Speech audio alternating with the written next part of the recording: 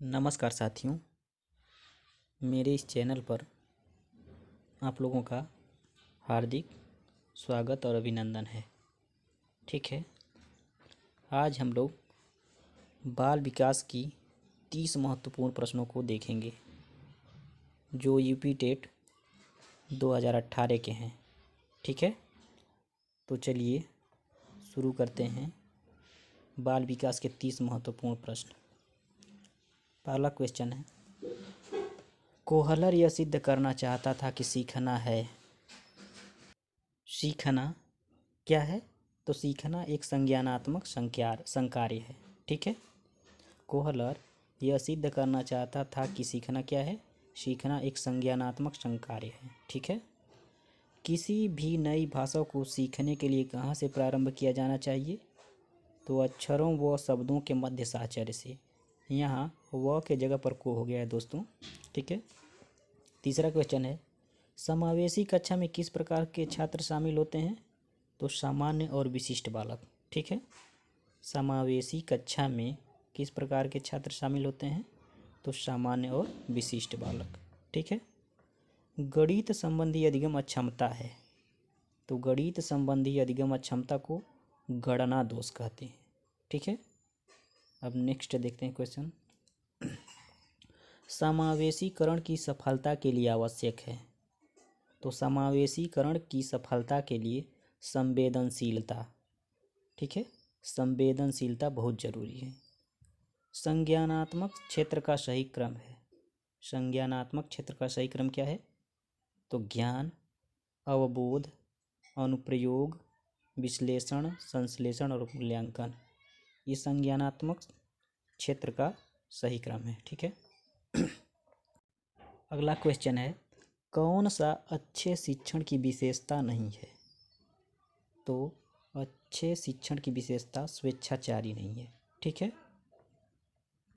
अभिप्रेरणा का प्रत्याशा सिद्धांत किसके द्वारा दिया गया? तो अभिप्रेरणा का प्रत्याशा सिद्धांत विक्टर ब्रूम महोदय के द्वारा दिया गया। ठीक है, बहुत ही इंपॉर्टेंट क्वेश्चन है। अभिप्रेरणा का प्रत्याशा सिद्धांत किसके द्वारा दिया गया? तो विक्टर ब्रूम के द्वारा। अग्रिम व्यवस्थापक प्रतिमान किस परिवार से संबंधित है? तो अग्रिम व्यवस्थापक प्रतिमान सूचना प्रक्रियाकरण से संबंधित है। ठीक है, अग्रिम व्यवस्थापक प्रतिमान के प्रतिपादक डेविड आशुबेल हैं। ठीक है, कौशलों के स्थानांतरण के लिए कौन सा उपयोगी है?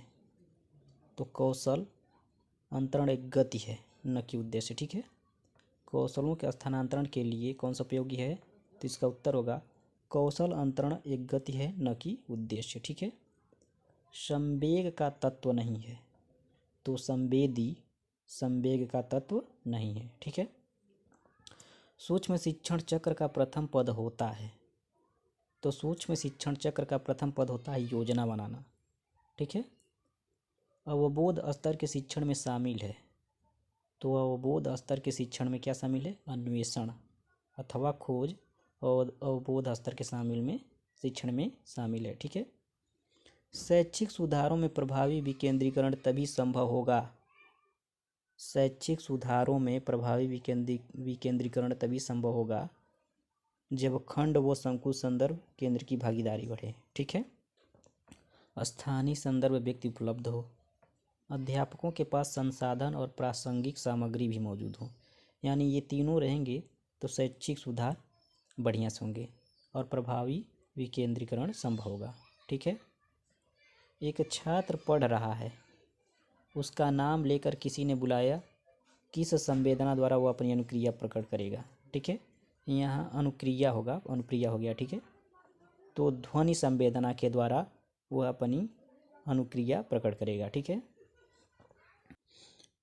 नेक्स्ट देखते हैं हम लोग अगला क्वेश्चन, पियाजे के अनुसार प्राक संक्रियात्मक अवस्था की अवधि है। पियाजे के अनुसार प्राक संक्रियात्मक अवस्था की अवधि है 2 से 7 साल या 2 से 7 वर्ष। ठीक है, बाल्यावस्था के बौद्धिक विकास की विशेषता नहीं है, तो भविष्य की योजना की सूझबूझ बाल्यावस्था के बौद्धिक विकास की विशेषता नहीं है। ठीक है, यह किशोरावस्था की विशेषता है। ये बाल्यावस्था के बौद्धिक विकास की विशेषताएं देखते हैं। विज्ञान की काल्पनिक कथाओं में अधिक रुचि, बढ़ती हुई तार्किक शक्ति, काल्पनिक भयों का अंत। ठीक है। भाषा विकास से संबंधित मनोवैज्ञानिक हैं तो चोम्स्की भाषा विकास से संबंधित मनोवैज्ञानिक हैं। ठीक है। बाल्यावस्था के बौद्धिक विकास की विशेषता नहीं एक बार और देखते हैं तो भविष्य की योजना की सूझबूझ, ये बौद्धिक विकास की विशेषता नहीं है। ठीक है। बाल्यावस्था की। थॉर्नडाइक ने अपने सिद्धांत को किस शीर्षक से सिद्ध किया है? तो अधिगम के प्रयास एवं भूल सिद्धांत से थॉर्नडाइक ने अपने सिद्धांत को सिद्ध किया है। ठीक है। अधिगम के प्रयास एवं भूल सिद्धांत। गिरोह अवस्था किस आयु वर्ग एवं विलंब विकास से संबंधित है? गिरोह अवस्था। ठीक है। 8 से 10 वर्ष एवं सामाजिकरण। पियाजे के अनुसार संज्ञानात्मक विकास की तृतीय अवस्था निम्न में से कौन सी है? पियाजे के अनुसार संज्ञानात्मक विकास की तृतीय अवस्था है मूर्त संक्रियात्मक अवस्था। ठीक है। अधिगम में योगदान देने वाले मनोवैज्ञानिक कारकों में कौन शामिल नहीं है? तो अधिगम में योगदान देने वाले मनोवैज्ञानिक कारकों में विषय वस्तु का स्वरूप शामिल नहीं होता है। ठीक है। किसी भी चीज़ का स्वरूप उस मायने नहीं रखता है, उसके गुण, उसकी विशेषताएं मायने रखती हैं। ठीक है। सामाजिक मूल्य कौन सा है? तो सहायता परक व्यवहार सामाजिक मूल्य है। ठीक है। पश्च अन्वेषण तथा साधन साक्ष्य विश्लेषण निम्न में से किसके उदाहरण हैं? तो स्वतः शोध के। पश्च अन्वेषण तथा साधन साक्ष्य विश्लेषण किसके उदाहरण हैं? तो स्वतः शोध के। ठीक है। सीखने के वक्र अभ्यास द्वारा सीखने की मात्रा, गति और प्रगति की सीमा को ग्राफ पर प्रदर्शित करते हैं। सीखने के वक्र अभ्यास द्वारा सीखने की मात्रा, गति और प्रगति की सीमा को ग्राफ पर प्रदर्शित करते हैं। यह किसने कहा? तो गेट्स वन ने का डिफिनीशन है। ठीक है। फिर से देखते हैं सामाजिक मूल्य कौन सा है? तो सहायता परक व्यवहार। ठीक है। आगे देखते हैं। थॉर्नडाइक के प्राथमिक नियमों में शामिल नहीं है। तो थॉर्नडाइक ने 3 मुख्य नियम दिए थे और 5 गौण नियम। ठीक है। तो मुख्य नियम या प्राथमिक नियम में साहचर्यात्मक स्थानांतरण का नियम शामिल नहीं है। ठीक है। ये गौण का नियम है, थॉर्नडाइक के गौण नियम है। ठीक है।